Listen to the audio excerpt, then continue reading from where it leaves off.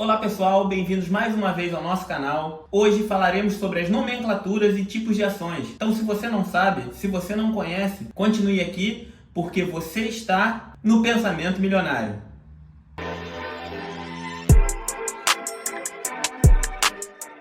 Então, antes de começar a falar propriamente dito sobre o assunto, eu peço para que, se você ainda não fez, me siga no Instagram através do @ericvini_3. E também, é claro, não deixe de se inscrever nesse canal, curtir esse vídeo, comentar, compartilhar com amigos e familiares, além, é claro, de ativar o sininho de notificação para que o YouTube entregue esse conteúdo para mais pessoas. Então agora, entrando no assunto de nomenclatura e tipos de ações, vamos falar das ações que são comercializadas aqui na nossa Bolsa de Valores, a chamada B3. Essas ações são comercializadas através de códigos, que são conhecidos no mercado financeiro através de tickers. Então cada ação possui um ticker. E esse ticker, que são representados pelos códigos, são compostos por 4 letras que normalmente eles lembram o nome da empresa que está sendo comercializada e alguns números. As letras, como eu falei, lembram de fato os nomes das empresas que estão sendo comercializadas. E agora eu vou citar alguns exemplos para melhorar o seu entendimento. Santander é um banco que é comercializado aqui na Bolsa de Valores e o ticker dele é representado pelo código SAMB11. O Itaú, ITSA4. Petrobras, PETRI3. Então, todos esses tickers são tickers de empresas que são comercializadas aqui na nossa B3. Tá? E como eu falei, as letras lembram de fato o nome dessas respectivas empresas. Mas, Eric, se as letras lembram o nome das empresas, o que representam os números? Então, a partir de agora, eu vou citar algumas características de cada tipo de ação de uma respectiva empresa que são representadas justamente por esses números. As ações que terminam com os números 3 são as chamadas ações ordinárias, tá? E são aqueles tipos de ações que possuem alguns direitos.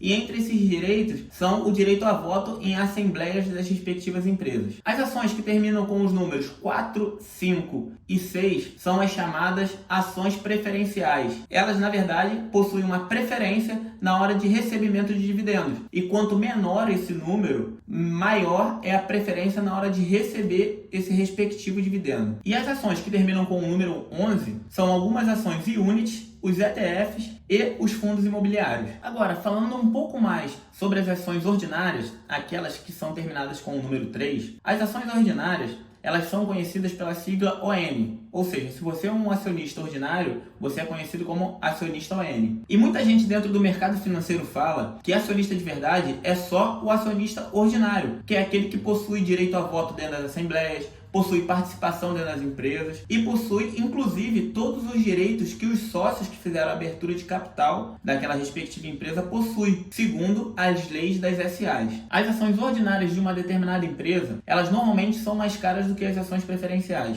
E por que isso? Porque é o chamado prêmio pelo controle. Se você possui uma série de direitos, nada mais justo do que as ações ordinárias serem vendidas mais caras do que as ações preferenciais.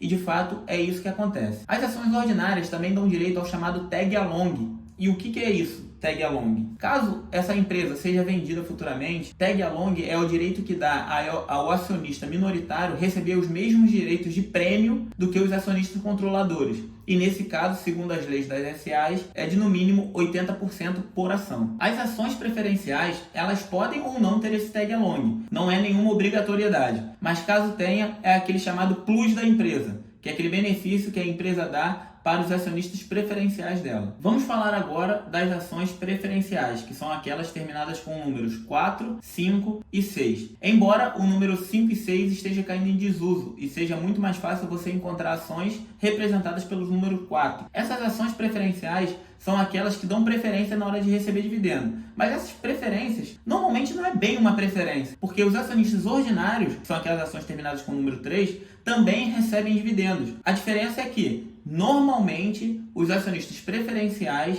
recebem um pouco mais de dividendos do que os acionistas ordinários. Porém, os acionistas ordinários têm uma série de direitos que os acionistas preferenciais não possuem. E por fim, aquelas ações que terminam com o número 11, e repare que eu estou falando de ações, e eu vou falar somente das ações units. E não vou falar de fundos imobiliários e nem de ETFs agora no momento. Isso aí é um assunto para vídeos futuros. Tá? Mas falando das units, o que são? São as ações que possuem uma mistura entre ações ordinárias e ações preferenciais. Tá? E por que isso, Eric? Por que as empresas lançam ações com o número 11, ações e units, sendo que elas já comercializam ações ordinárias e ações preferenciais? Quando uma empresa comercializa os dois tipos de ações, as ordinárias e as preferenciais, ela pode sim ter uma certa dificuldade com algum tipo dessas duas ações. E quando eu falo dificuldade, é a dificuldade de vender. Porque naquele determinado momento, o público que esteja adquirindo ações daquela determinada empresa pode ser que esteja dando preferência ou para ações ordinárias ou para ações preferenciais. E para ela não ficar com aquelas outros tipos de ações paradas, sem ser comercializadas e consequentemente com uma liquidez menor, porque quem já possui tem uma certa dificuldade para vender, o que ela faz? Ela chega nesses acionistas que estão comprando essas ações das empresas, né, essas ações que estão sendo mais fáceis de serem comercializadas, e faz uma espécie de um acordo. Não seria bem esse o nome, mas vamos usar esse termo para o melhor entendimento. Tá? E faz uma espécie de um acordo. Ela chega, olha só, e fala assim, ó, vocês que estão preferindo comprar as minhas ações ordinárias ao invés das preferenciais, um exemplo aqui, vamos fazer o seguinte, eu vou manter uma série de requisitos dentro da empresa, uma série de direitos para vocês, e vocês comprem ações preferenciais, troquem, na verdade, as ações, algumas ações ordinárias que vocês possuem, por ações preferenciais dessa minha empresa, porque eu preciso captar mais dinheiro para ela. E aí ela cria essas ações e units com o número 11, que é um pacote que possui tanto ações ordinárias quanto ações preferenciais. Assim ela consegue balancear a venda de determinadas ações daquela empresa, da sua própria empresa. Então, ao invés de muitas ações ordinárias serem comercializadas e ações preferenciais não, criando esse pacote de ações e units, elas conseguem vender ações, tanto ações ordinárias quanto ações preferenciais, tá? Mas isso é tudo para fins de captar mais dinheiro para ser investido dentro daquela determinada empresa. Então agora vamos falar um pouco sobre a classificação ou as classificações dessas determinadas empresas. As empresas normalmente são conhecidas no mercado financeiro como large caps, mid caps e small caps. E o que significa cada uma dessa classificação? As large caps são ações de grandes empresas e, consequentemente, elas são muito líquidas, porque são empresas, como eu já falei, muito grandes e que muitas pessoas querem ter ações dessas determinadas empresas. Com isso, torna essas ações muito líquidas. A capacidade de venda e de compra dessas empresas é muito grande. Então você que, por exemplo, possui uma ação de uma large cap, você consegue facilmente se desfazer dela. As large caps também são conhecidas como blue chips. E por que isso? Nada mais é do que uma referência às fichas de pôquer de maior valor. E justamente porque essas empresas são as empresas que possuem no mercado um valor acima de 100 bilhões de reais. As mid-caps são ações de empresas de valores intermediários no mercado. Ela possui uma liquidez menor e normalmente são empresas que valem entre 10 e 100 bilhões de reais. E as small caps são as ações de empresas pequenas que possuem uma liquidez muito baixa e que normalmente são empresas que valem menos de 10 bilhões de reais. E reparem que em todas elas eu usei a palavra normalmente. Por quê? Porque esse valor é muito subjetivo, não tem nada amarrado, tá? Mas sim, de fato, é considerado no mercado as large caps,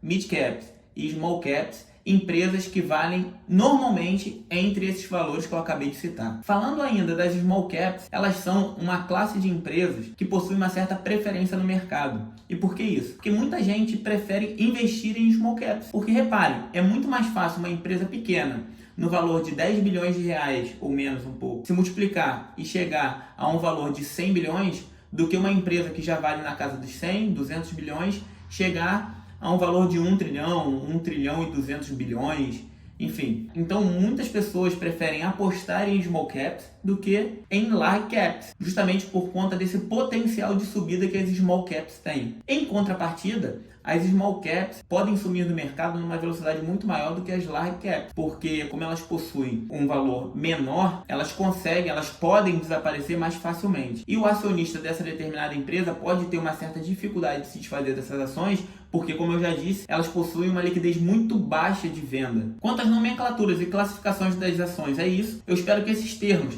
tenham ficado um pouco mais claros na cabeça de vocês. Agradeço a atenção e espero vocês no próximo vídeo. Muito obrigado e até a próxima.